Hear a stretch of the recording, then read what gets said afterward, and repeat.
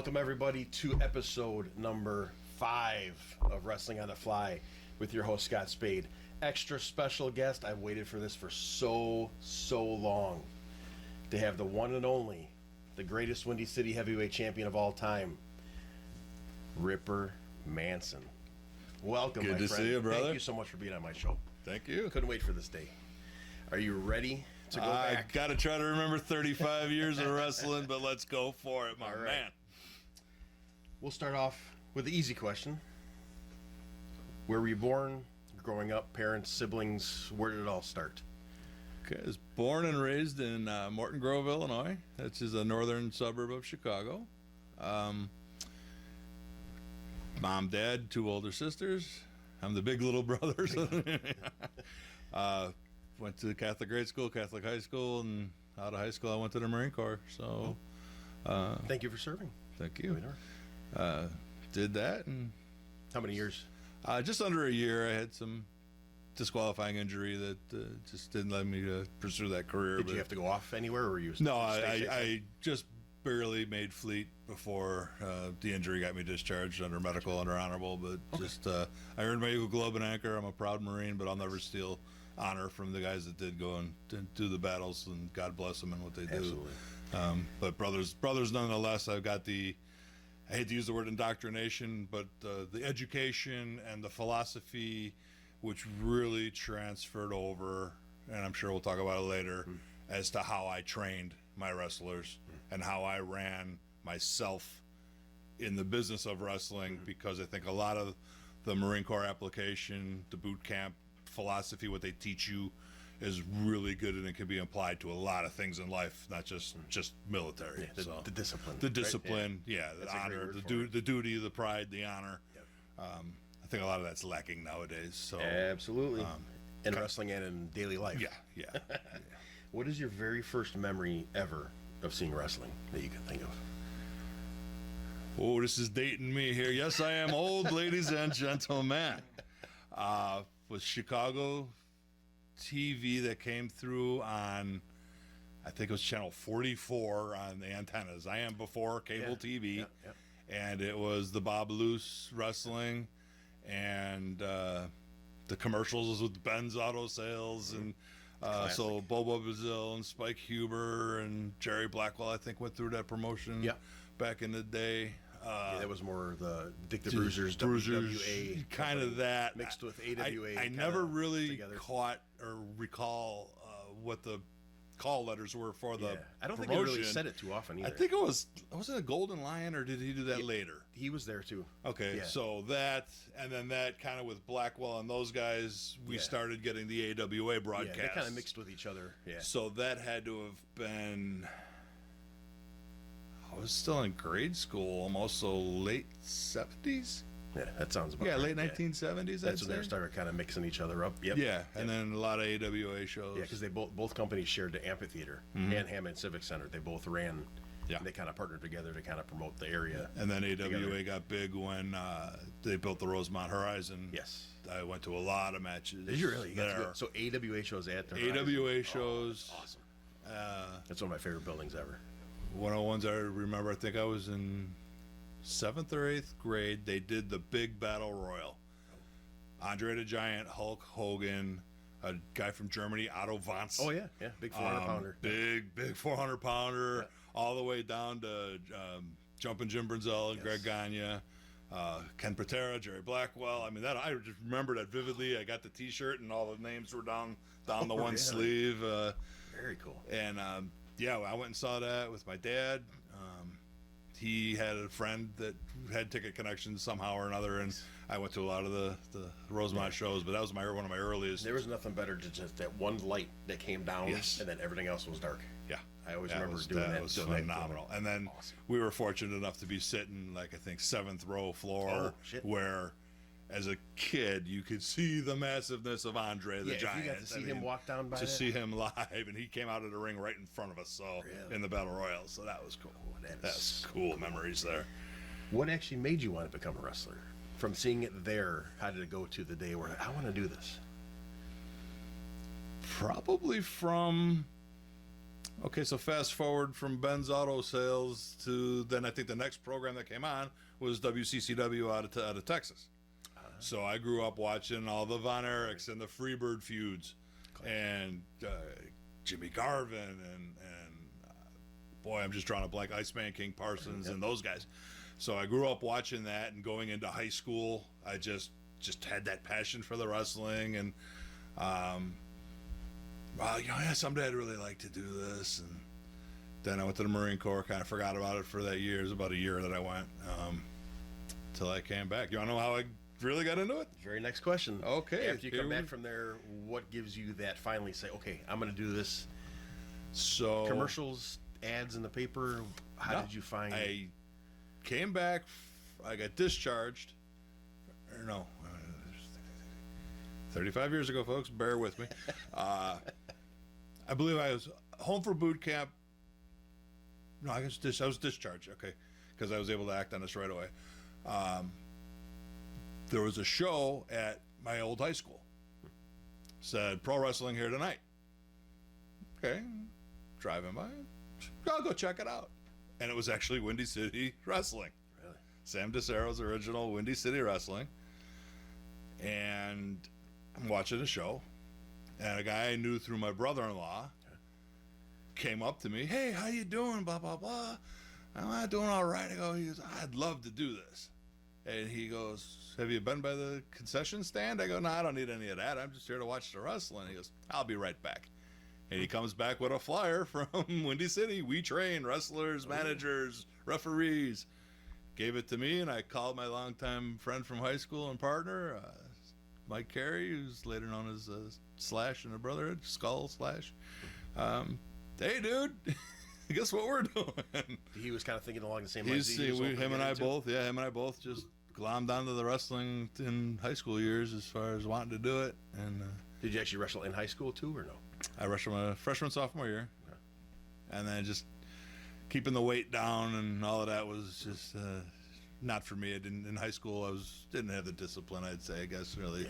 And a lot of the guys that I was wrestling with were diaper wrestlers. I mean that from the day they're born, they're in wrestling camps all through grade school. So they were so far ahead of me. It's hard to compete as the knowledge goes, you know. So in a high school setting, when you're ranked 8th out of 8 teams all the time because you're just not that good, I went on to other avenues and I dropped out just to save myself, let myself grow. And the team sport wasn't for me at that time. It wasn't the right fit. Yeah. No. I love my coaches, were great. One of my coaches was a former Marine, so foreshadowing, you get that running theme, you know.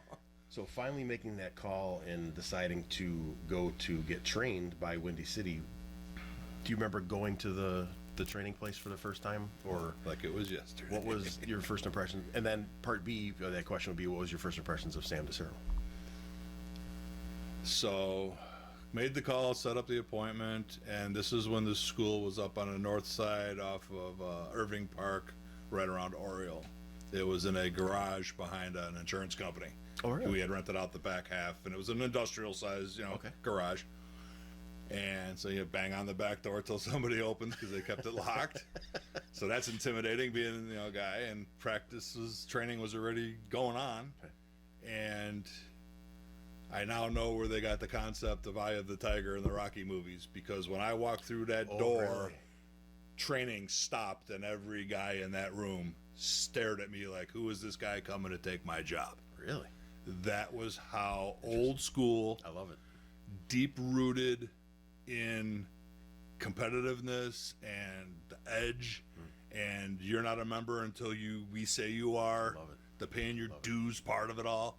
So that was intimidating right there, that you walk into a building with 40 guys and all activity stops and all eyes are on you.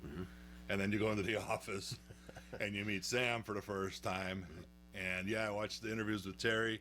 He's right. The man had an aura, and you feared him and respected him all in the same thing, because you knew he was the guy in charge, and you're trying to join his. He didn't come knock on my door and say, hey, come here. I'm knocking on his. That's true.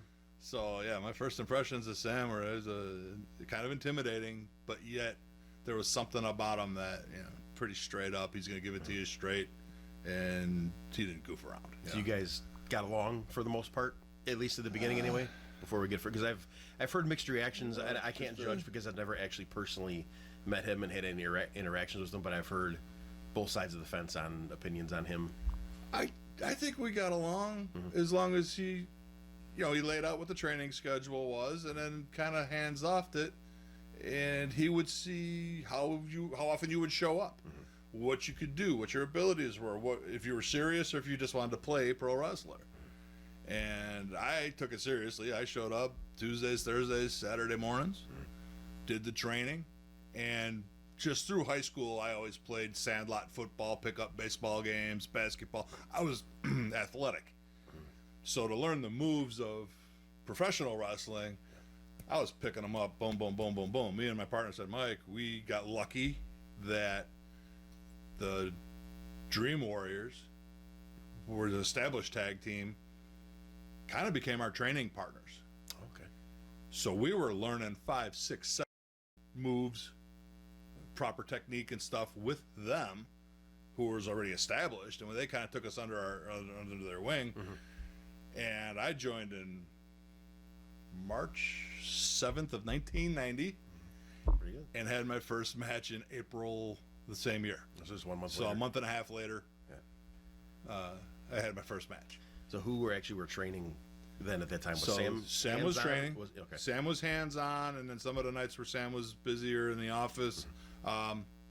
Great man and legend in his own right. Sonny Rogers was my trainer. I love Sonny. Such a nice Lifeguard guy. Sonny Rogers is He's one of those guys you never see mad or pissed off. He's always smiling, just like calm. Yeah. This can be super nice guy. Oh yeah, it's cool. And the other guy that was, I guess partners. I've heard was Mike Gresher. Gretchen Was was he- the executive producer. He didn't do the hands-on. He was more the Business office side? business side. Okay. This is more the business side, and Sam and Sonny were the wrestling He side. didn't but have too much to do with the actual physical No, training or no, nothing no. like that. He was more No, he was more promotions and office all that kind of stuff. promotions, Gotcha. stuff like His that. name's come up a lot But with a lot of people behind too, behind the especially with scenes, Terry. behind the Yeah. scenes stuff. Yeah. All right, your very first match you do mention was in March of 1990. March 7th, you said, 1990? March 7th was when I joined, and my first match was April 26th or 28th Okay. against Frank the Tank. Yeah. Our last guest. At, Last show we did was with Frank. That was at Santa's Village in the Polar Dome. Really?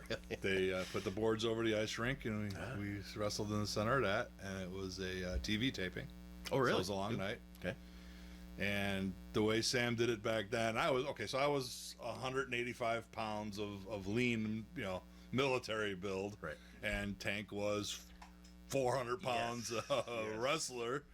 And that's how Sam broke in all the new guys. You're ready to wrestle. Your first match is a title shot against Frank the Tank, and of course it was a beat down. And But how awesome of a guy for you to have your first match. But, That's such a yeah. nice, yeah, awesome, good person as Frank. yeah, Super And, nice guy. He Love him to death.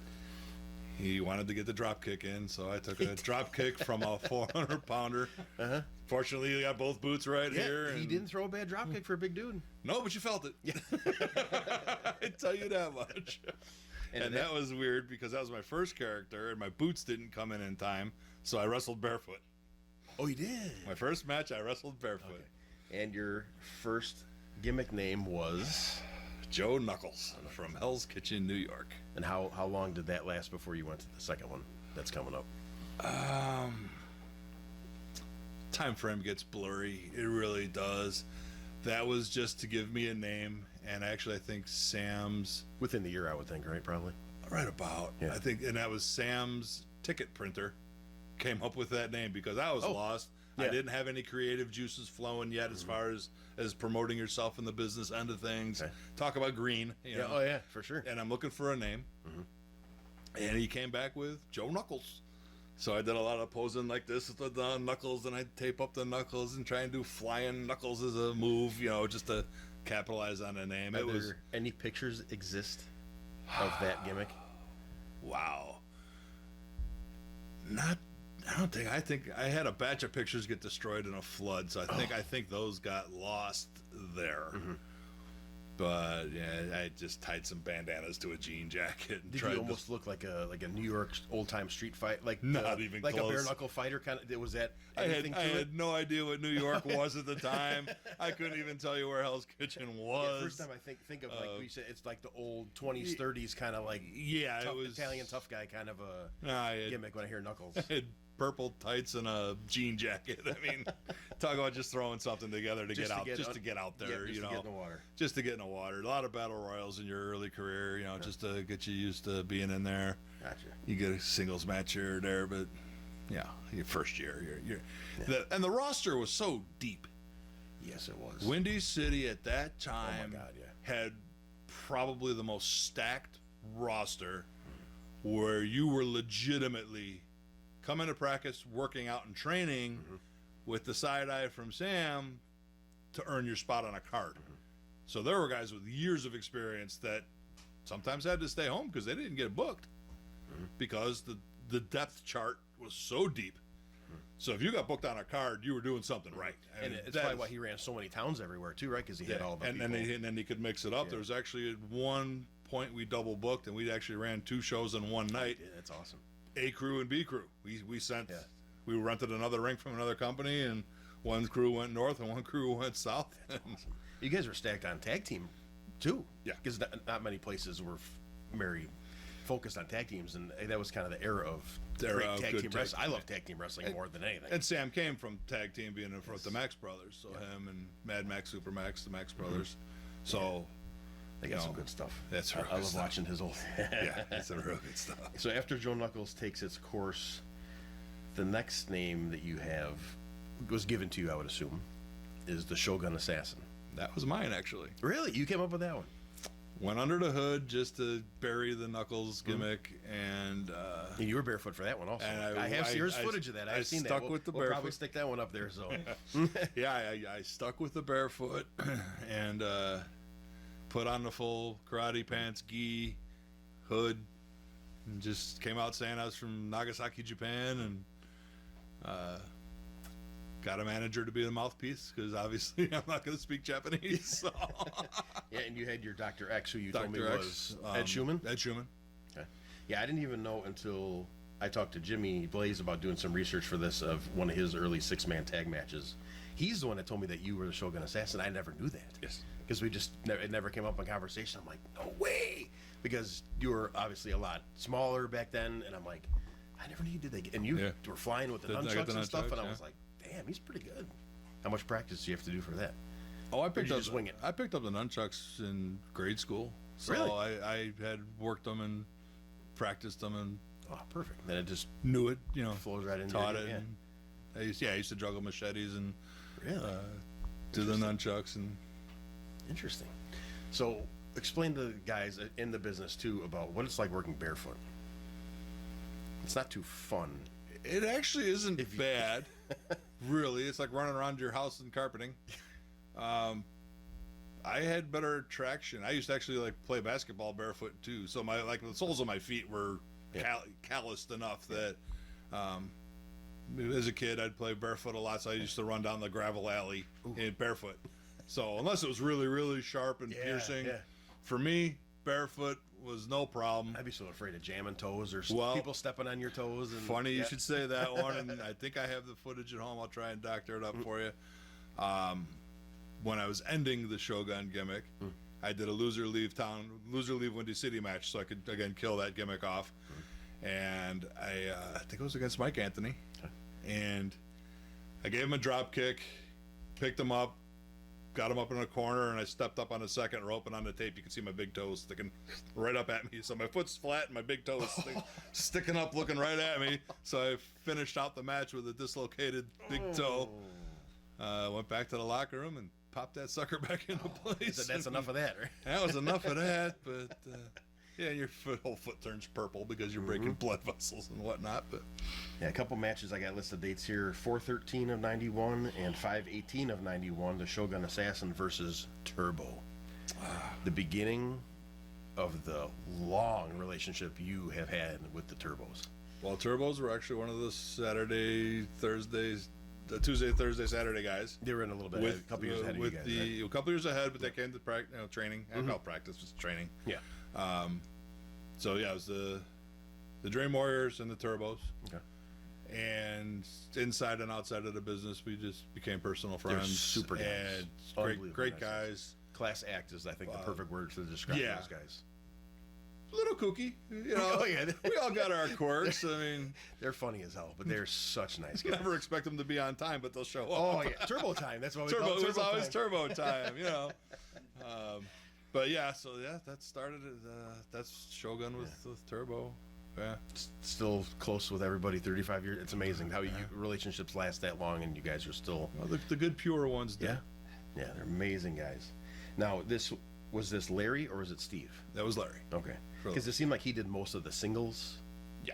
Besides, Larry did a lot of the singles. Steve did most of the tag stuff, and if he was doing singles, I'm not recalling. I don't think I ever worked him in straight up singles. Okay, so. yeah, I don't think I've ever seen, in the research that Steve had singles. It was always Larry that was either just Turbo by himself or Larry Larson, which we're getting. Yeah, that's coming down the line too. 6/24 of '92, you are defeated by Nick, Trevor Blanchard. Do you remember wrestling Trevor Blanchard back then? I did a short program with Trevor, so I wrestled him a couple of times, and I was still Shogun. And Shogun was more of a jobber gimmick. Just couple victories, mostly losses, just to put over the new guy. You know, and probably just get your gears going as far as getting used to everything. And in hindsight, it was good to get my traction, to get the feel, to get comfortable under the hood. So if you screw something up, ain't nobody gonna follow you down the road going, "You did it." Yeah. No, that was the other guy. That guy don't speak English, you know. This is one of the tapes too I got from Nick, also from Kathy Gallo. Thank you, Kathy, for all your contributions to everything. In the summer of 1992, I don't have a specific date.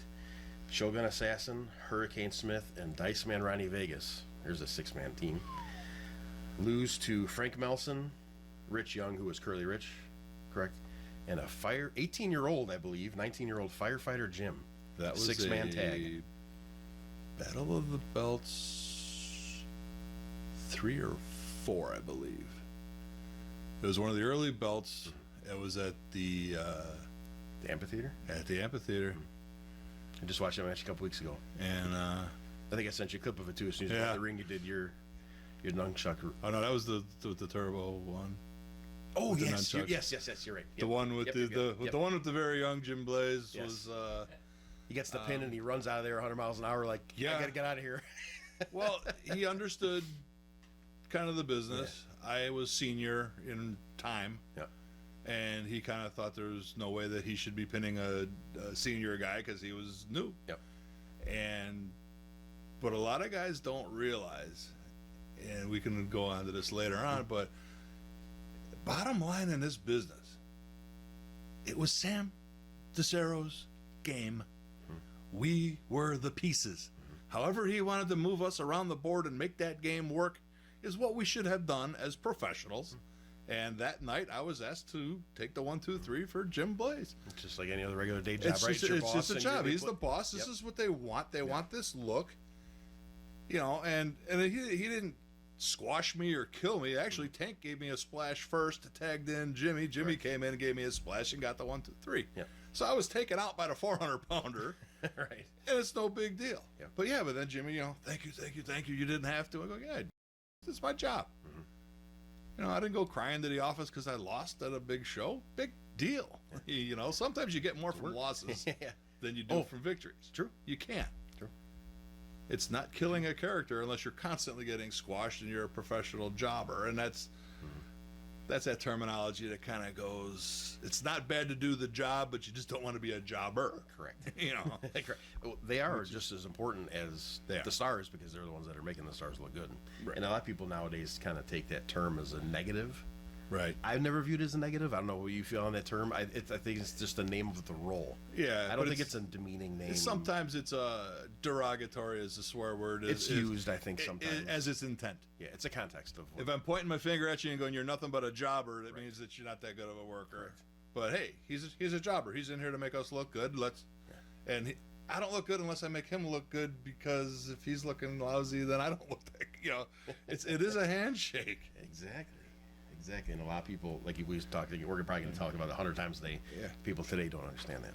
Right. And they're probably not even willing to learn that. Yeah. I was going to save this, but since you brought it up, I actually saw it at a rock concert. One of my favorite guitarists, she had a shirt on that said, "Ego kills talent." And it just hit me so perfectly that the people with the biggest egos go out there and their talent suffers because they're so worried about themselves and not the whole product. Absolutely true. And if you can get over it, it's the hardest thing in this business is to get over your own humility, your own ego. Yes. Because most guys that I broke in with, you have been in the ring with somebody in a legitimate street fight you can slaughter, and you got to maybe put them over. You have to get over your own self to know that you have to put somebody inferior fighting skills over in a match. That's the entertainment part of the business, It's not a legit fight where you're trying to kill somebody, And let's just call it what it is, It's true. It is a work. Absolutely true. 12/5 of 92 is the very first time that I saw in here. It might be you had a couple matches before that, but you and Skull Manson team up against, and you beat Kevin Quinn and Turbo. That was the first documented match I saw of you and Skull together. That was the beginning, the seed planted in the earth of the Brotherhood. That was at our Christmas show down in Rowan Park, south side of the city. And we had Psycho as our manager, and then me and Skull as the Manson brothers. And then Hurricane Smith was standing in the hallway, kind of just showed up at the show to see what he could do and didn't really have a role. And I'm like, why don't you take the flag and come out with us? Okay.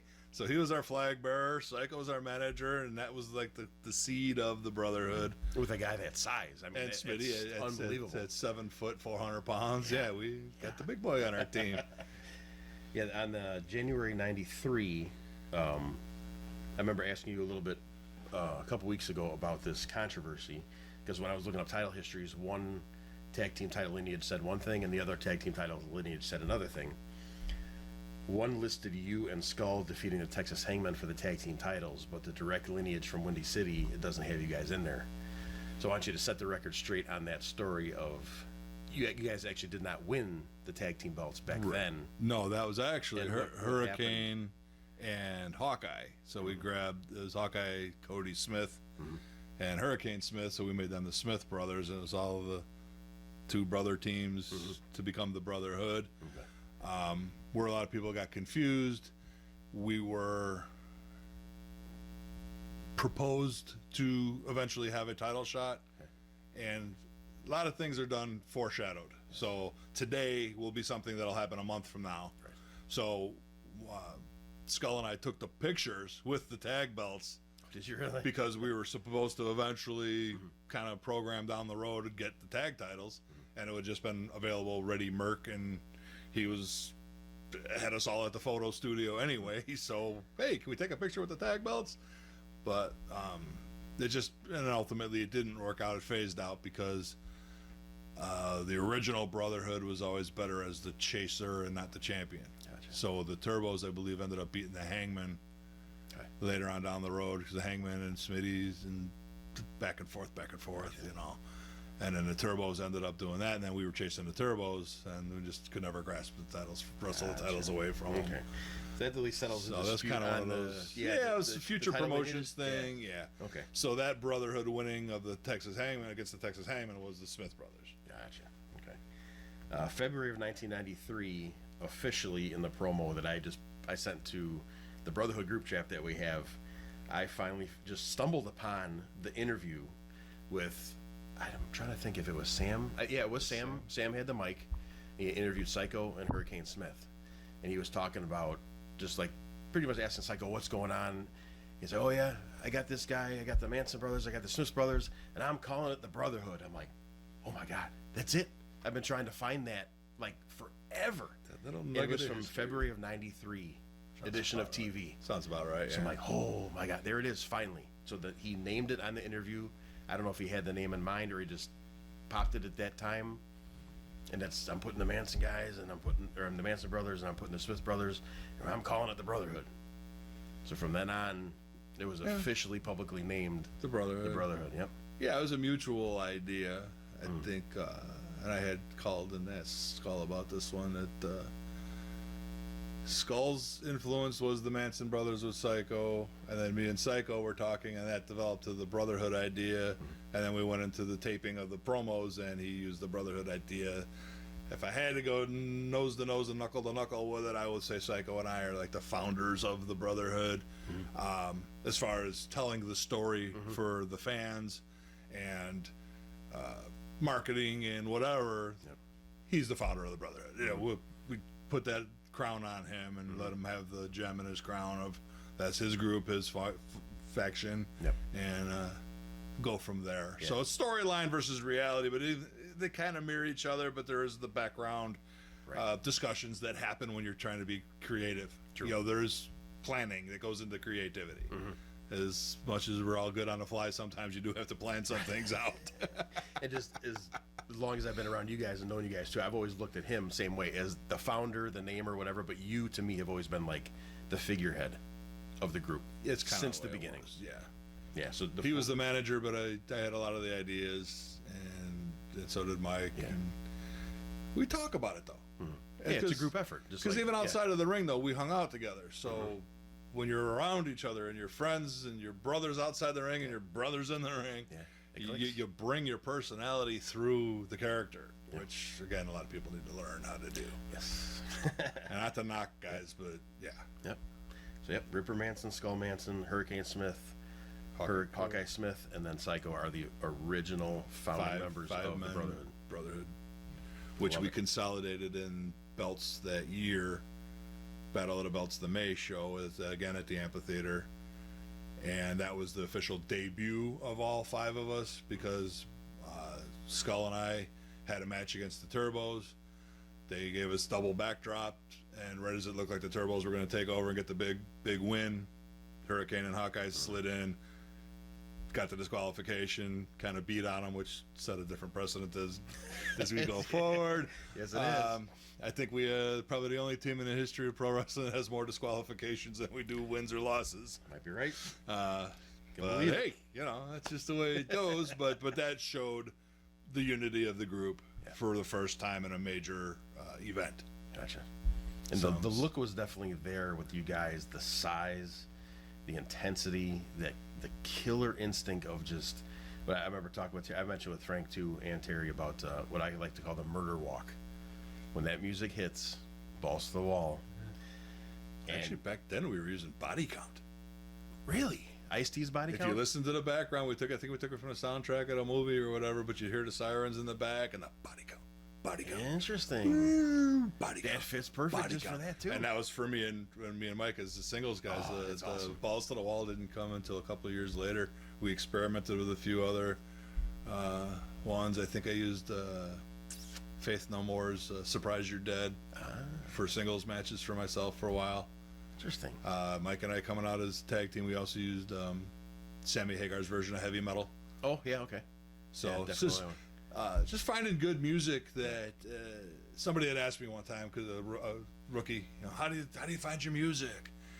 And I told him, I go, good ring music sucks the air out of the arena in the first 5 seconds. Sir. If you're chewing on popcorn and having a conversation, sipping a beer, Coke, whatever, and you hear that music and it makes you stop what you're doing and look to see what's coming through that curtain, you have found identifying music. Yes. And the best example of that I could ever come up with was the Road Warriors using Iron Man. Oh, God, yeah.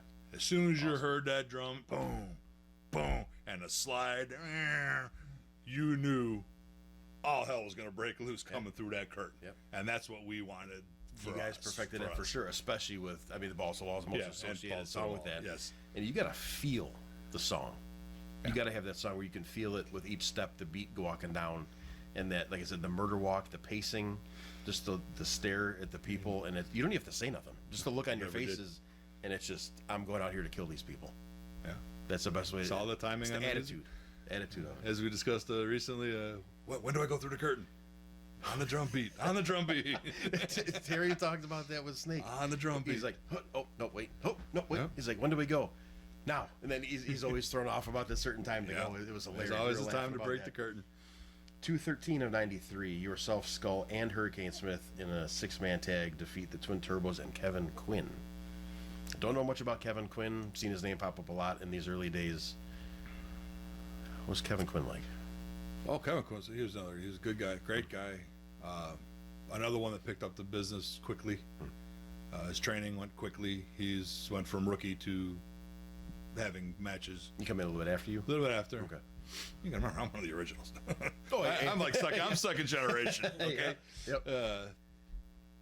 Yeah, all a good guy, and I think that was just a way of getting a match out there. And Turbos needed a partner, and Larry and Kevin would tag sometimes if Steve was not available. So Gotcha. kind of they dressed similarly, like Turbos always had their fluorescent tights with the bicep tassels or whatever. Yep, So yep. so Kevin would do that for matches that he worked with them. And Okay. 522.93, Twin Turbos defeat Ripper and Skull. Again, that's 25 years of feuding at the very beginning. At the Just getting beginning. its roots are getting It's- planted it's- yeah. in Chicago legend right there. And you got how many matches did you guys think you probably had with each other over the years? I can't even count. Over 100? Probably. Yeah. It was decades of chasing each other, It's one of the most storied feuds I've ever heard of in my career, tag team especially. and we had a thing. We were bears of working about as snug as you can work without truly pounding on somebody. And I'll quote William Regal. He said it in a show one time that he goes, "I hit hard in safe places," Perfect. which is perfect for our business. Perfect. Old school training, Yes.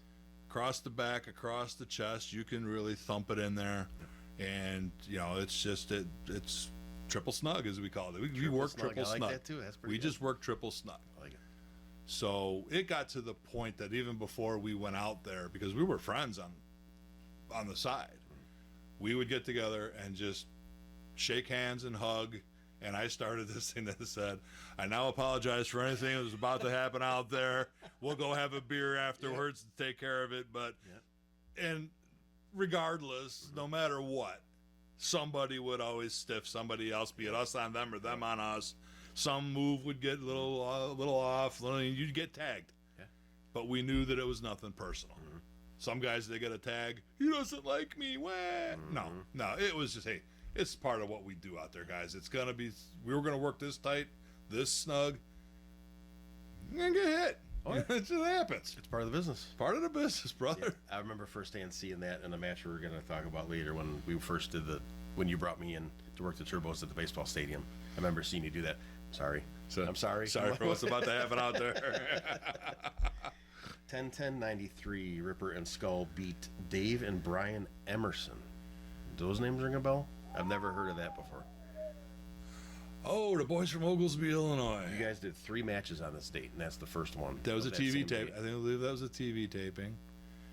And that was Just bringing somebody in, some outside guys in. outside guys from, I think they were out southwest Illinois somewhere. Wherever Oglesby, Illinois is. No Heard of it? I can't remember. No where it's at. disrespect. I'm sorry, I don't know.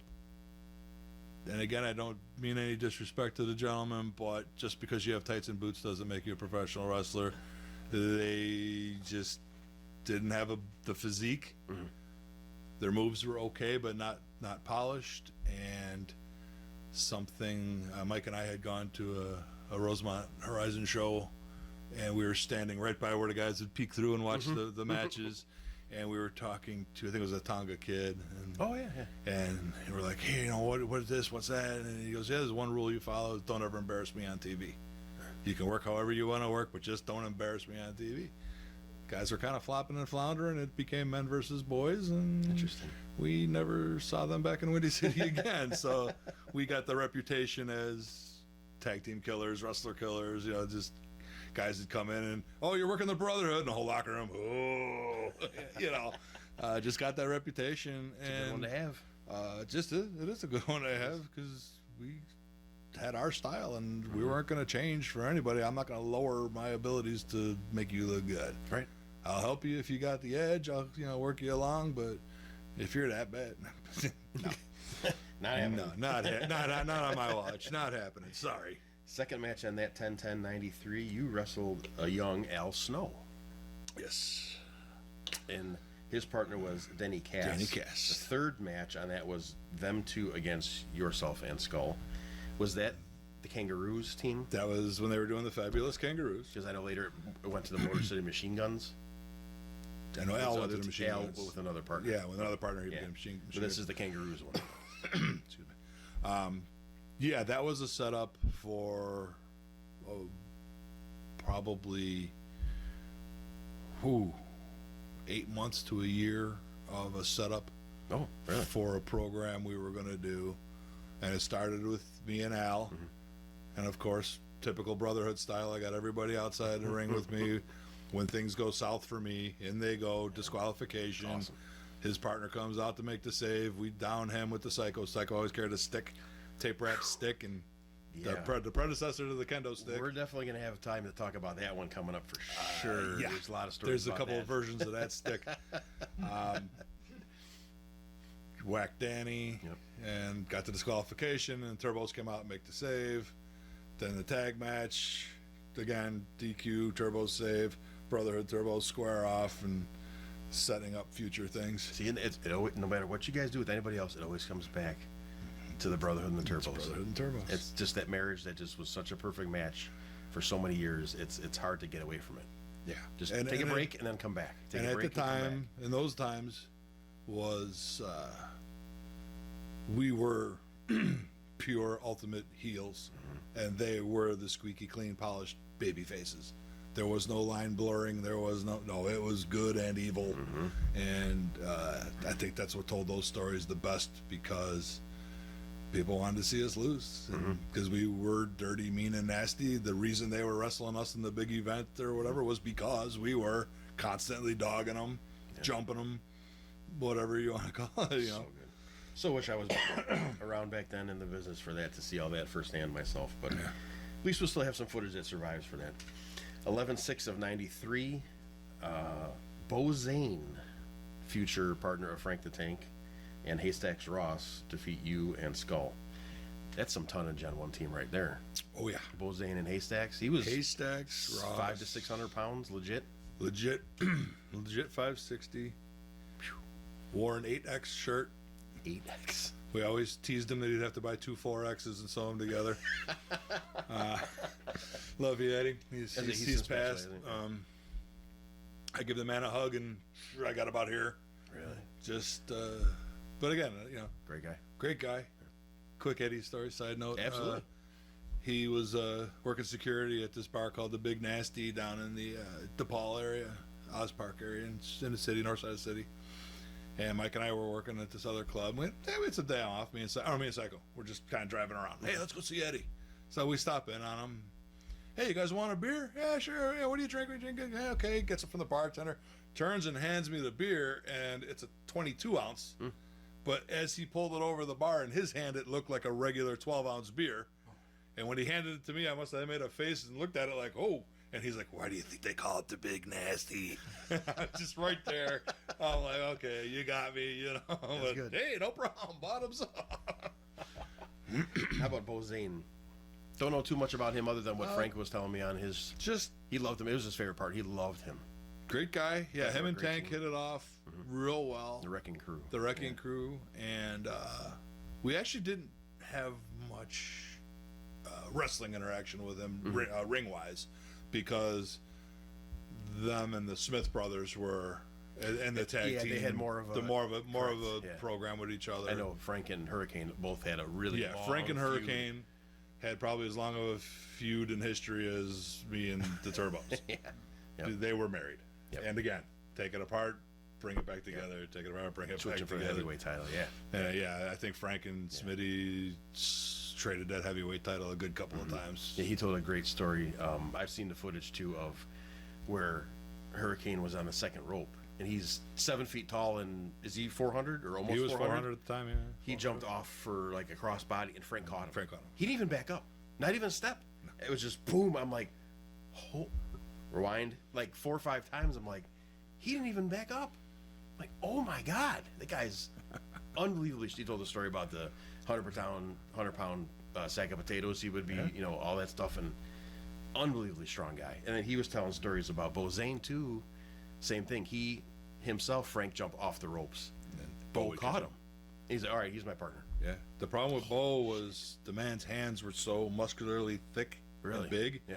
He could almost barely grab the ring rope because he just had so much muscle in his hands. Oh, the meat that in here, that there were times he'd grab the rope and slip off a little bit because the man had a paw. He had a murder mitten. I mean, it was big, you know.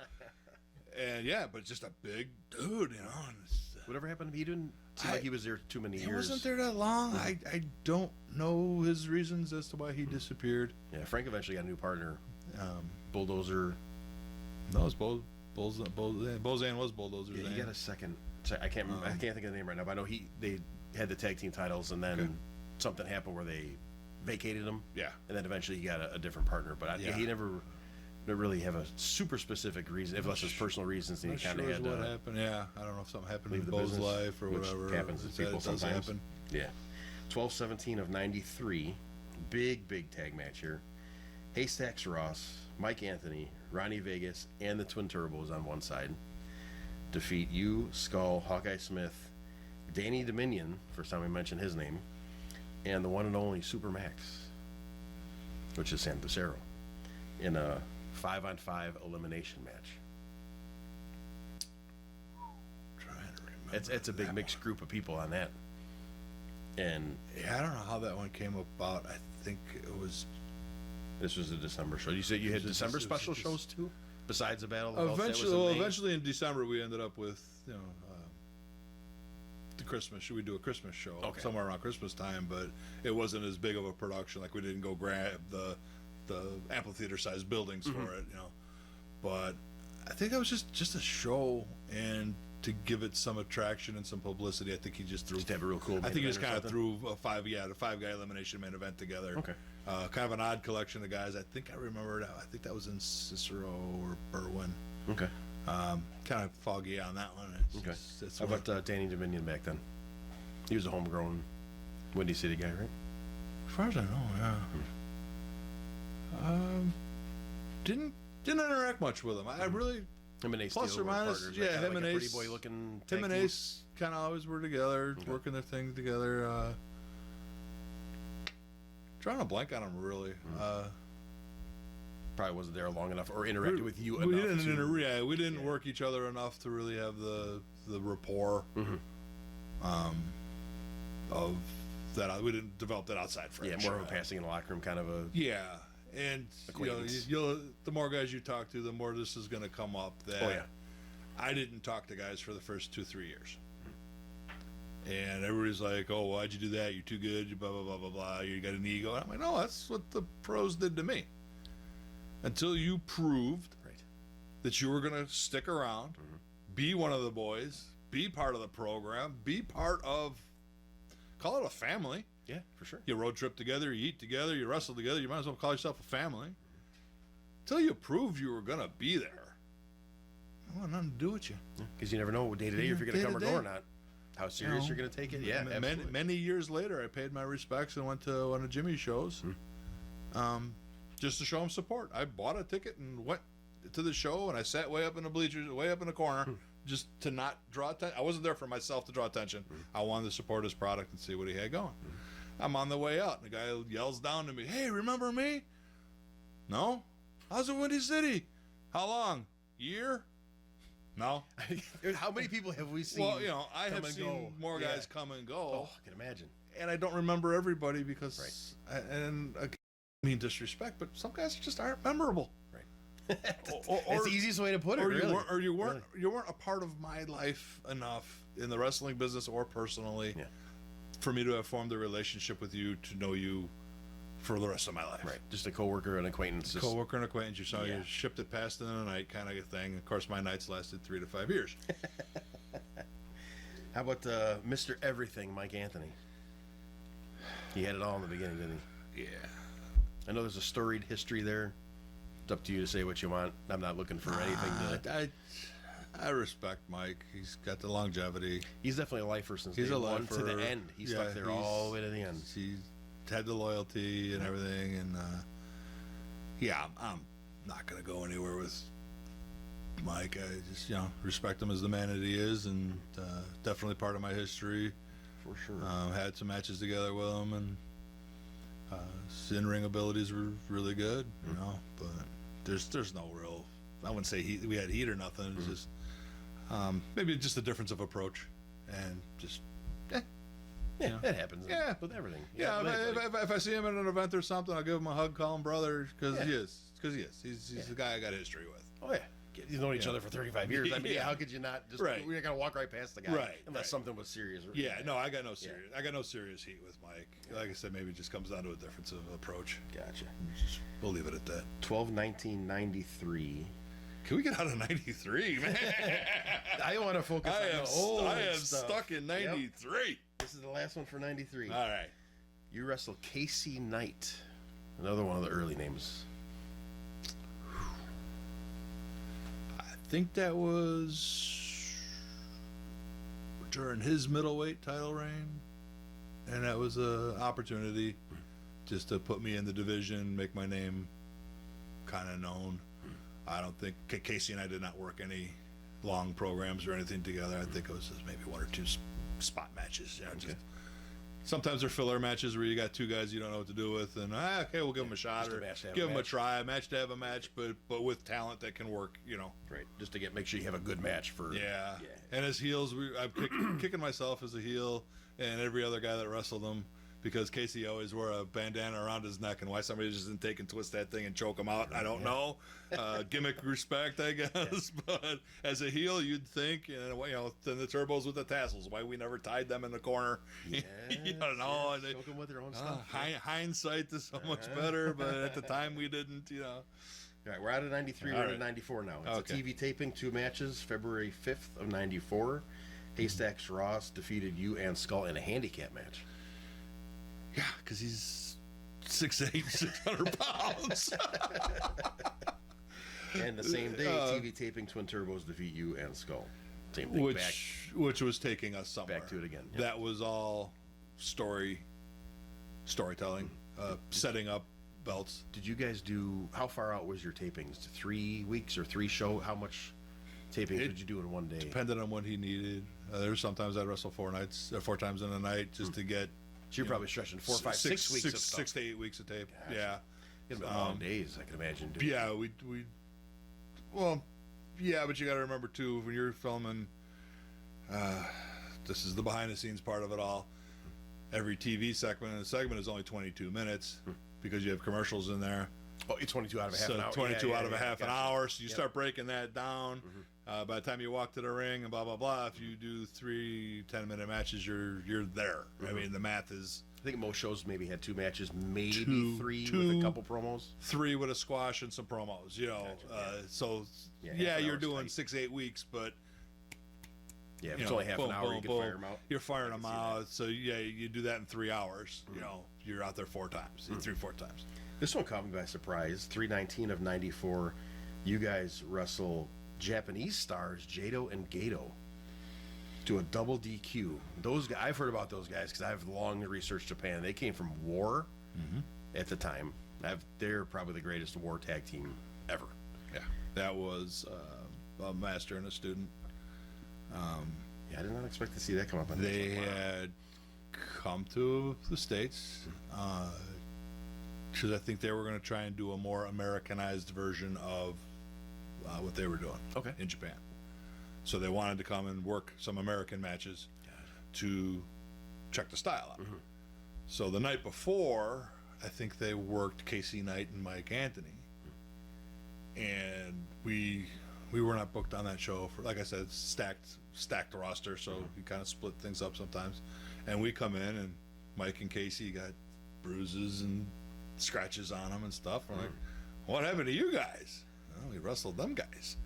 holy cow, you know. So Mike and I looked at each other and like, okay, the gloves are off. Let's go to work. Sticking up for the team kind of a thing, yeah. Well, that and watching out for ourselves, you know. True. And yeah, it was brutal.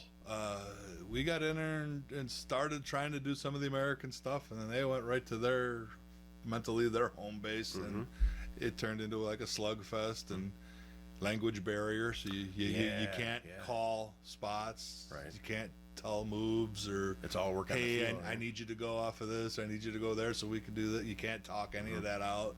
It's purely feel. Purely, Mike was more training in the martial arts at the time than I was. So when he got in there, he could do a little more kick, takedown, roll with him martial arts wise. And then I got in there and I got cut off, and the guy threw me off the ropes, and something told me to hold on to the rope.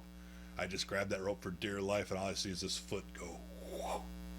And Mike goes, yeah, if you would have come off the ropes, he would have taken your head off with that kick. I'm like, oh, well, good thing I hung onto the rope then, you know. They weren't actually the biggest guys either. They were shorter, smaller guys too. But they probably. I'll tell you what, I was kicking power. Still pretty fresh out of the Marine Corps. My gas in my tank was pretty good. I could go back then, and hats off to these guys, because they were doing like a half an hour calisthenics before they went to the ring, and when they got done, they were still kind of bouncing around, and they weren't even breathing heavy.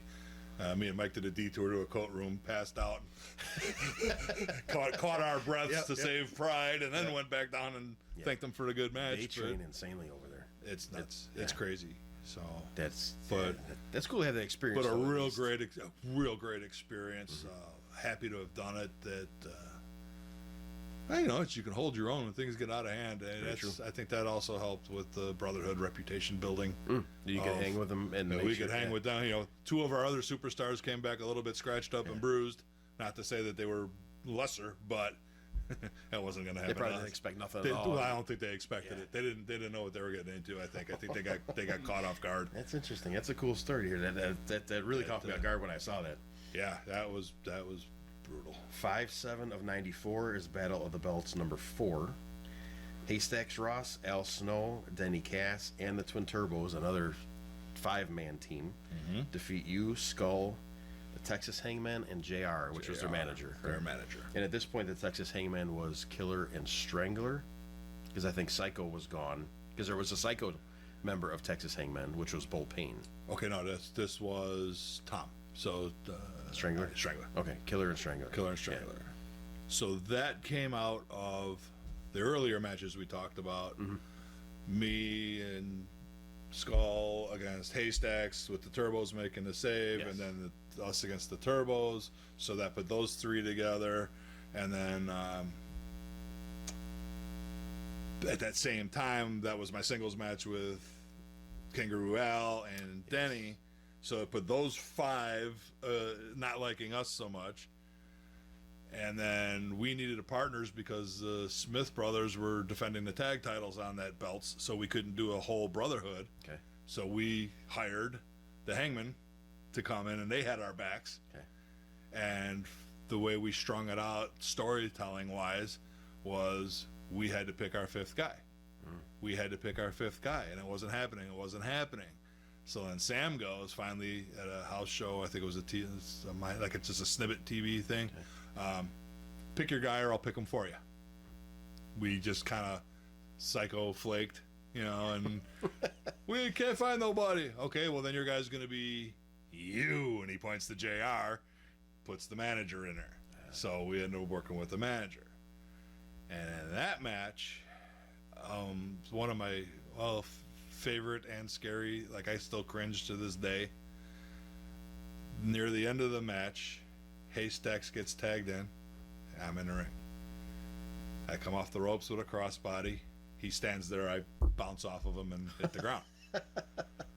And at this point, I was probably all of about 215. Decently built, not a string being by any means. Hit the ropes again, come at him, picks me up in a big bear hug. And my feet are out to the sides and just dangling, and I look like a rag doll, and I'm doing the head thing and the ear clap and nothing, and then he takes a deep breath and gives me what he called the bear blaster. He just boom, and he splashes down on top of me. Oh my God. And to this day, if I pull that video up and watch it, when he hits that, I still flinch a little. You can't like There's just block nothing, it there's or nothing, do anything. There's nothing you can do about it. On his end either. Well, he lands properly and he does protect the guy who's Yeah. doing it too, but it's still an impact, and it's still just a move that, oh my God. You know, You blam. disappeared in the mat and you saw nothing but him and Right. Yeah. You know, and then that led to the melee of everybody getting into the ring, blah, blah, blah, blah, blah. We all get pulled apart, and then he gets his hands on JR, which was the instigator of all of this to begin with, and then he ends up pinning JR. But and it's, What's going through your head like when it's coming? Yeah. You hear the breath, you know, like, you oh just my do God. it. And then and the funny part about that one though is the melee happens. And I think it's Steve Turbo picks me up, gets me in the corner, and he wants to throw me the rope, whatever. And I go, dude, I just got squashed by the 400-pounders, or 500-pounder. You just fall And he's out. like, oh, and I just fell down and rolled out of the ring. Sorry, brother, but it did happen. Now, I'm glad you mentioned that too about Sam. Did he take more of a owner or general manager role besides just being a TV announcer? Did he like use authority as a owner of the company kind of thing, where he was like making decisions, like you said, you're going to be the decision, making decisions on the camera? bookmaker. Yeah, Okay. I mean, as I don't know if they call it owner, but I think he used as promoter. Yeah.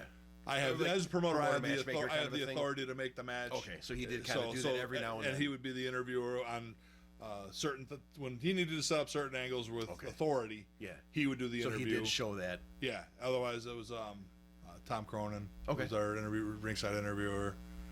Yeah. And yeah.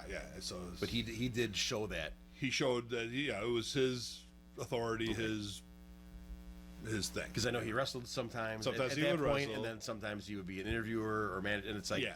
He kind of did all of it. He at mixed once. himself in when he got the. I'd say when he got the itch. And I know wanted to some scratch promoters it. too don't want anybody to know that behind everything, but he made himself. He made that when appropriate. Gotcha. That's a perfect way to put it. Yeah, when appropriate, he did. 10-15-94, another match against Haystack singles. 12-3 of 94. You defeat Brandon Bishop. A brand new Brandon Bishop. Remember him with the I know Brandon. Yeah, really had the long blonde Lex hair. Luger straight hair. Lex Luger looking, One big of my build. favorite people. Oh Nicest yeah, guy in the world. Brandon was another one of them guys. Easy to work with. Easy. I don't remember the match specifically, but I know I did work him a couple of times and had fun with him. It was just he was Such a good guy. he was green, so it's probably a little heavy-handed with him and threw him around a little bit. I wasn't sure exactly what happened in that match, but just part of paying your dues. At that point, I'm established and we got the Brotherhood thing rolling, and I'm really feeling the Ripper oats, so to speak. I'm growing into this character. Yep. Final match of 1994 would be a perfect way to end part 1, because we don't know how many parts we're going to go to. We can go to part 10 here today. I could probably teach a college course on this stuff, so yeah, let's go for it. 12-16-94, you defeat Steve Boz. Been around the Chicagoland area for a long, long time. What was a young Steve Boz like? I know he was one of those guys too that had hair down to here, like Terry when he started had. Just another guy that I'll give Steve all the credit in the world, because he came in at 95 pounds soaking wet and hit the gym and worked on himself and became the physique and the man that became the wrestler. He was the heavyweight champ for a while. Later on down the road, and all deservingly so. He turned into a machine. He turned into a machine, Absolutely. and he was one of the guys that I think he just had the passion. You could see it for when sure. you've got that passion. You learn. Again, I go back to the training. I was only a month and a half for my first match. I think he was very similar, that he just absorbed it and was ring ready in a very short amount of time. I mean, the more you talk about the old school guys, okay, like Danny and Ace and Mike and Steve and even Brandon, Kevin, that was old school. And you learned it and you earned it. And you got out there as fast as you can. I've talked to some guys recently and later on in my active career of, how long you been in the business? Year and a half. You had your first match yet? No. Wait a minute. You've been in training for a year and a half and you haven't even had a match yet? Do you not love what you do? Do you not desire to be out here doing this? What is your purpose? I'm still baffled because nobody could ever give me a straight answer. You know, It's just to play wrestler. to play. Or to say that they're part of the business. and I'm they a can pro tell wrestler. people. Yeah. Like I said, I have tights and boots. I'm a pro wrestler. And No, you're not. No, you're not. All right, that concludes part one, guys. And we just scratched the surface. We went from 1990 through 94. That's only 5 years out of 35 years. So we got a long ways to go. Hope you're having fun. Yeah, We're going to keep it going. Stay tuned, folks, for the great Ripper Manson. We're going to part 2. We'll see you next time on Wrestling on the Fly.